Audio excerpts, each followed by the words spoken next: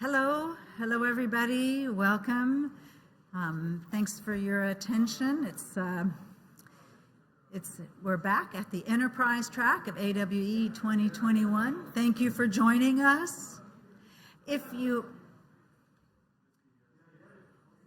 right, that's good. Thank you also for joining us. We're back to hear some more case studies, and I was just sharing with somebody that all day I've been hearing more and more accounts of people going to scale. And it's not just an experiment anymore. This is not just a research project for a few people in some skunk works. Augmented reality in enterprise.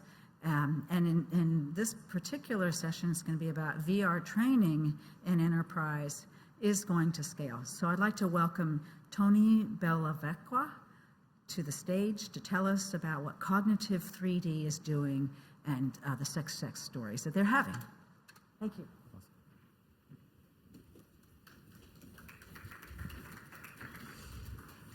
All right.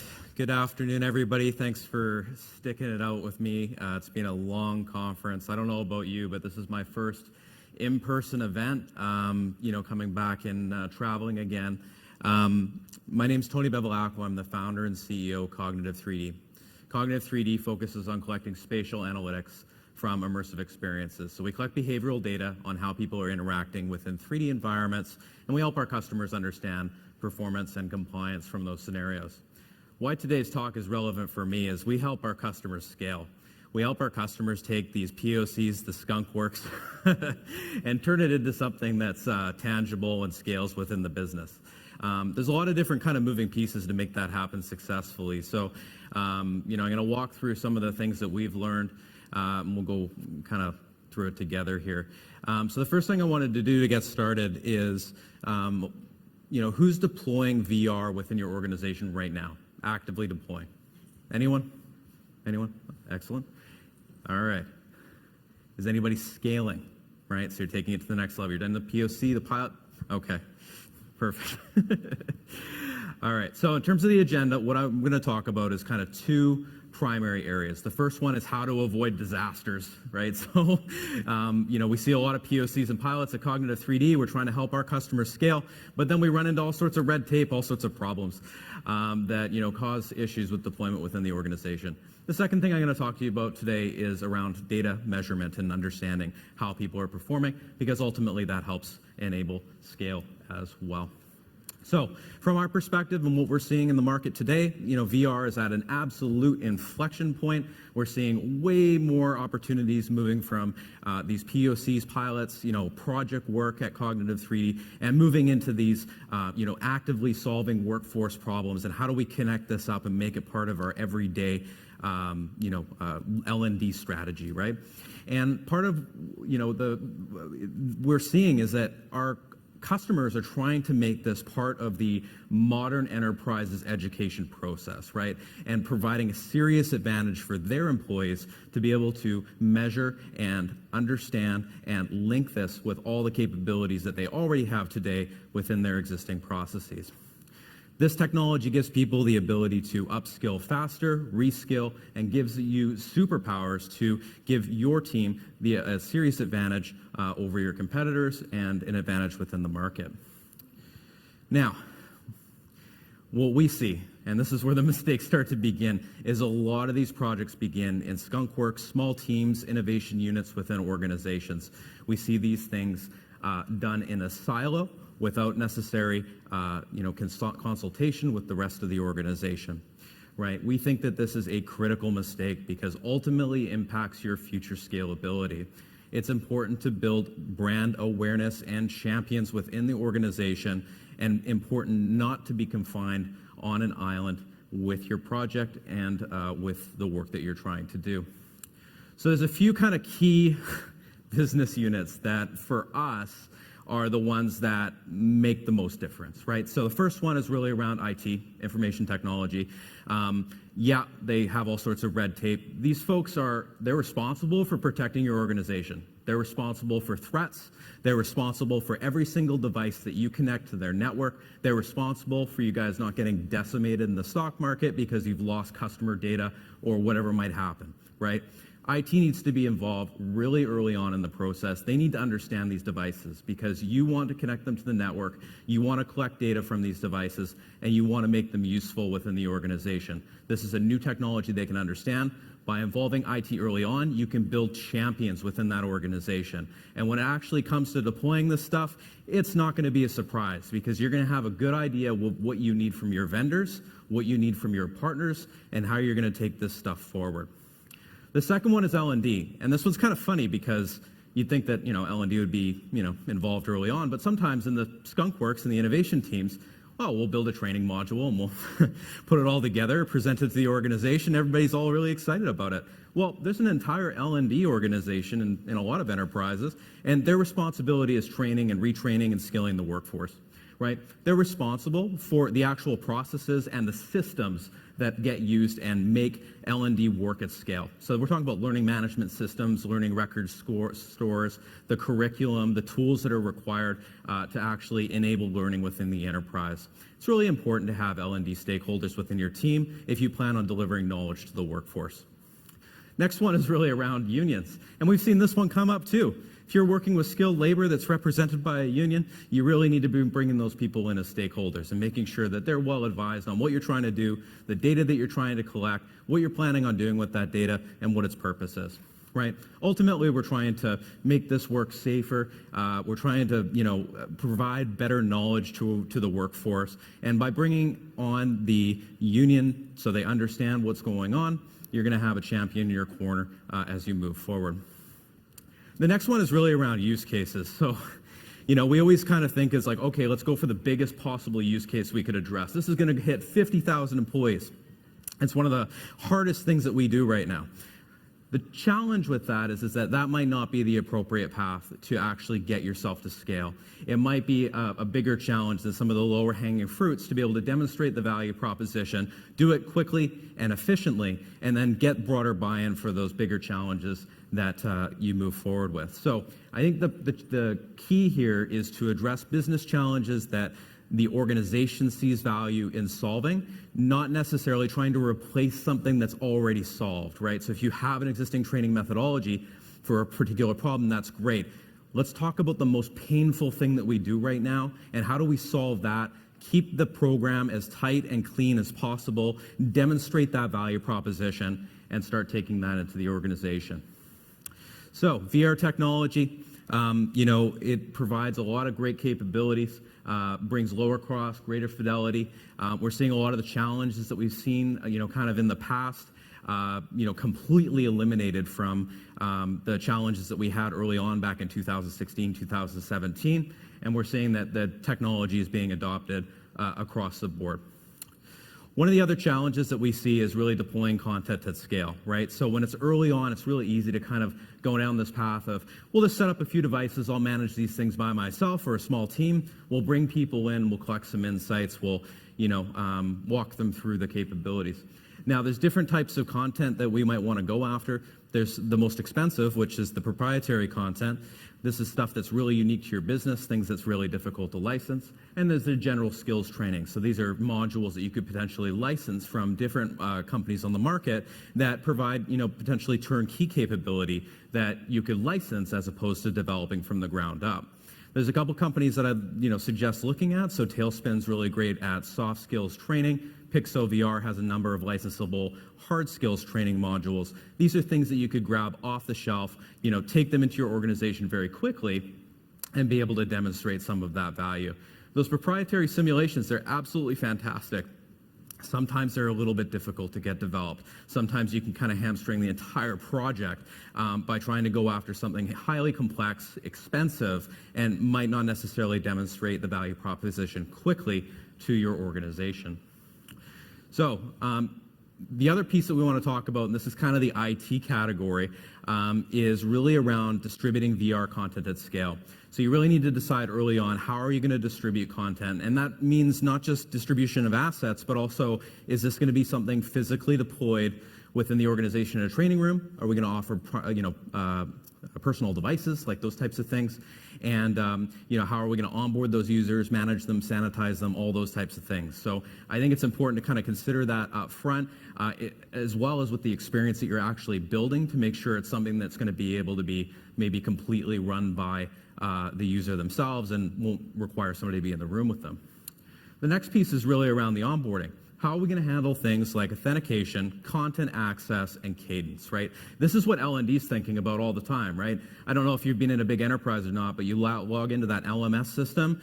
If you're, a software engineer, or, you have a specific role within your organization, you have a specific training path that you follow to get onboarded within that organization. You may also have a number of job-specific training modules that you're going to go through. We call that cadence, right? In terms of deploying a specific module at the right time and retraining, reskilling on that module at the appropriate frequency.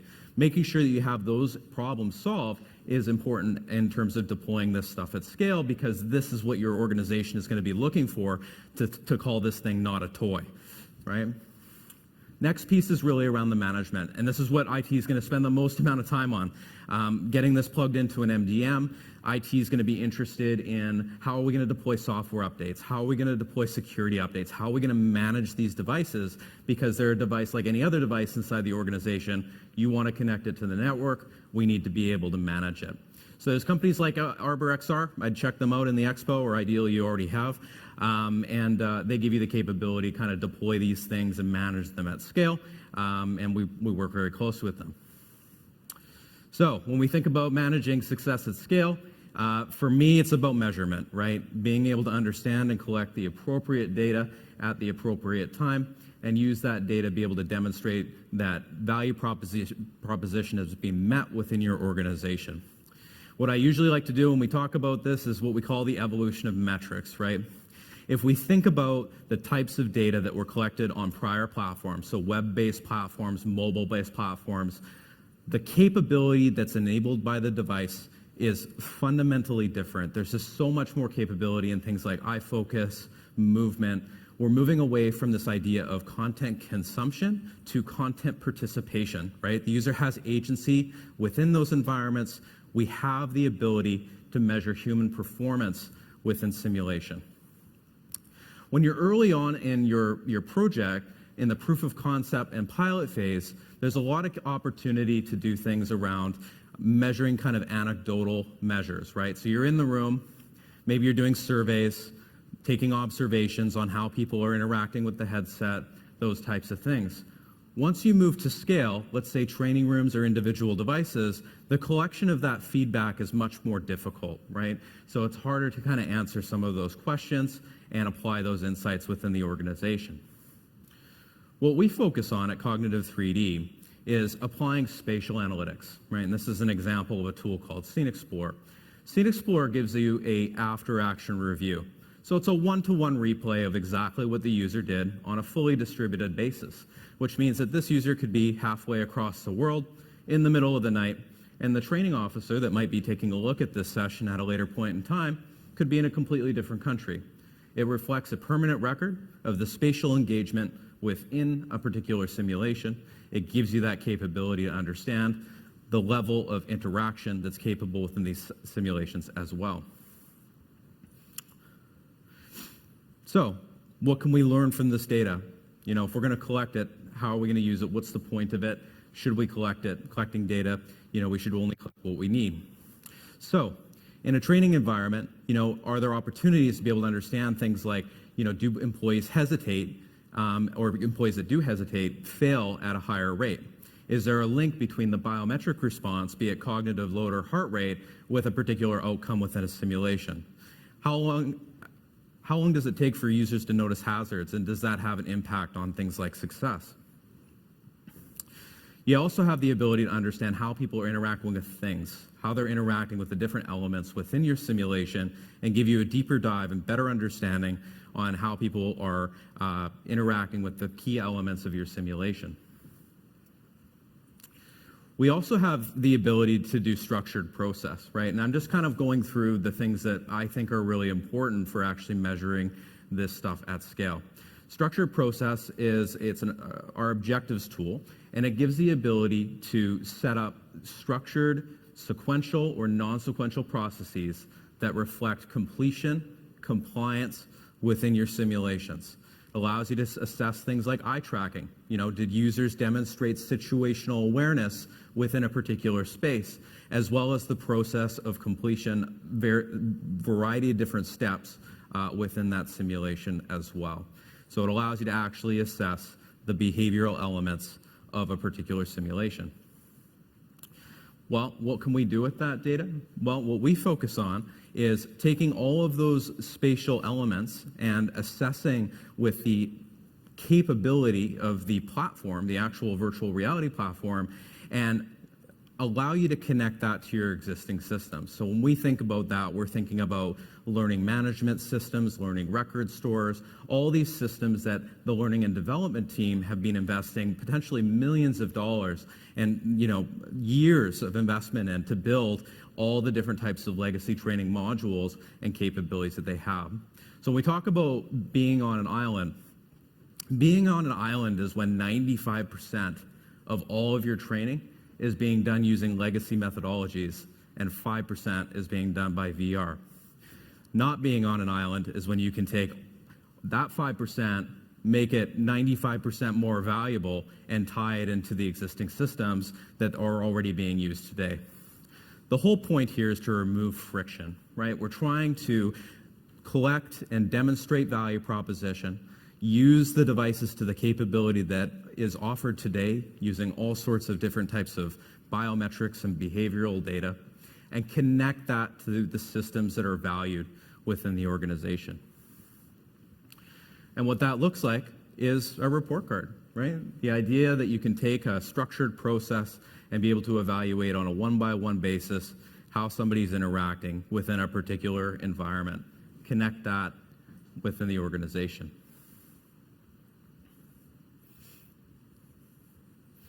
So, I think I've already kind of covered this a little bit, but the general idea that I'm trying to put out today is that scale is not about the number of headsets.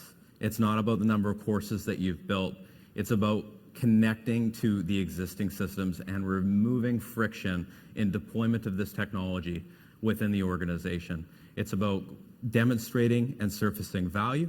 It's about solving existing problems within your organization, demonstrating early value to the stakeholders, and getting broader mandate to take this technology further within your organization. So I wanted to talk about how we could actually use data. This is a case study that we did. Industrial VR training. It was a medium-sized power utility within the US. They're looking to develop a VR training proof of concept. So what we looked at was, how long did it take a user, or what we call the participant, to perform a particular step? How long did the participant perform the step in the right sequence? And then they complete the step correctly. We did a 3-day training program. So each day they would go through the simulations over and over again. And we tested with 2 different audiences. The first audience was seasoned veterans in their space. They've been working in the field for many years, many of them foremen on various different parts of the organization. And the second was new hires, right? So these were kind of junior employees kind of early on in the process. And we were able to see that even with those seasoned veterans within the organization, we still saw an increase in the retention of knowledge within the organization. Now, why this is important is because they have completely changed the way that they train. Normally what they would do is they'd fly people in from all over the country into a centralized training yard to kind of put everybody through the training. Now with things like cognitive 3D and the after-action review, the foreman can review the training on a remote basis, right? They have the ability to deliver that training with higher frequency, better cadence, and provide that training to even the more seasoned veterans within the organization and still demonstrate better knowledge retention. Better knowledge retention on a seasoned employee means that they're going to provide better training to the junior employees, and we're going to have better compliance and lower risk when we're out in the field.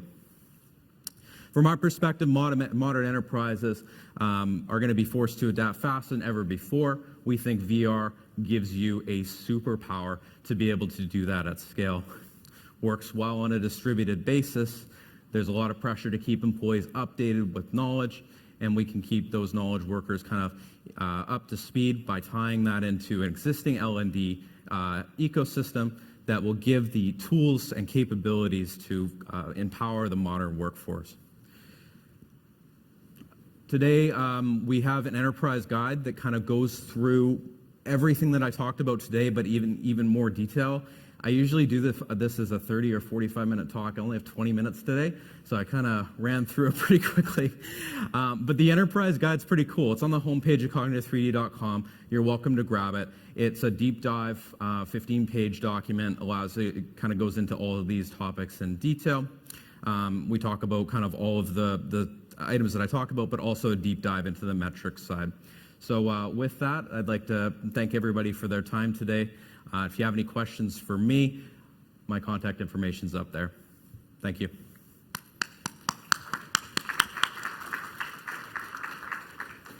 Let's see, I think we have a few minutes. Are there any questions? And if there are, would you please come to the microphone and ask yourself? Hi, I'm Orion. I actually work with Arizona State University. Awesome. So we're not really deploying trainings to employees, but more so experiences to students. I was really interested by the LMS integration that you mentioned. Does that have grade passback functionality as well on these experiences? Sorry, what kind of functionality? Grade passback functionality. Say we were using Canvas or Blackboard. And Yeah, so you can integrate with any LMS system. We do have full XAPI support within the system. We try to do more native integrations with the platform. So we've been doing a lot with like Cornerstone and some of the more enterprise stuff. Okay. But yeah, Canvas and Blackboard are on our radar. We do have a number of customers that are in the academic space. So I've got about 18 or so academic research customers, and then I've got a few that are starting to get into kind of like vocational training and within institutions as well. And that's a good fit. Okay, well, great. Thank you. Yeah, thank you. Hello, Jennifer Rogers, IEEE Learning Technology Standards Committee. Hi. Hi. First of all, really want to say really happy to hear you talk about learning record stores and LMSs, right? Because learning record stores are really kind of positioned to get us to the place in which we can kind of transform learning. So a question around that, because it's a challenge that we're all really working on in the space right now. So as we look at our LRS implementations and the ways in which we actually take the data from these experiences and store them, one of the things that we're all still struggling with in the space is the concept that the user is the same person, regardless of the scenario that they go through. Okay. So, if you've got third-party VR scenarios or you've got home-built scenarios and someone is going through them, what is your approach that you're utilizing right now to maybe establish some ontologies, some taxonomies, some of those kinds of aspects to kind of collect those XAPI statements together into something meaningful that could actually show that someone developed skill across different scenarios in the VR space? Yeah, so I definitely say that we're early on, in terms of that process right now. So at Cognitive 3D, we do the objective assessment, which allows you to set up all the steps and the behaviors that you're looking for to demonstrate a particular skill. But we do rely on the LMS to kind of define all the elements that represent a particular skill set. So we have seen our customers connect a variety of different assessments to the same experience. So you can do stuff like that in the platform that demonstrate different types of skill sets as well. So an example would be we do have a lockout training simulator, lockout tagout simulator. And in that particular simulation, we're also assessing like PPE and situational awareness separately. So that actually gets assessed separately and sent to a completely different endpoint. Okay, so are you currently utilizing the extensions that are present in XAPI for biometrics around results and context and all of those pieces, and reporting back the verbs associated with those steps, or how does the platform manage the actual? Yeah, absolutely. I mean, we have a native XAPI capability. It does use a number of extensions and capabilities there. Our customers aren't super concerned about getting all the information from our assessment into the LMS. Sometimes we're doing pass-fail and some of those Yeah, capabilities. the LMS can't really process a lot of the They don't really know what to do with it, and they don't know how to surface it or visualize it. So, Cognitive 3D kind of sits as a middleware, in that scenario. So we collect all the data, we handle the offline data processing, the online data processing, the pipeline, and then ultimately we transmit something to the LMS that it can actually understand.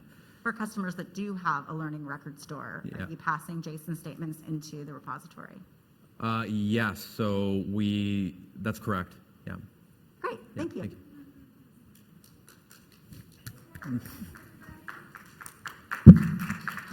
Thank you.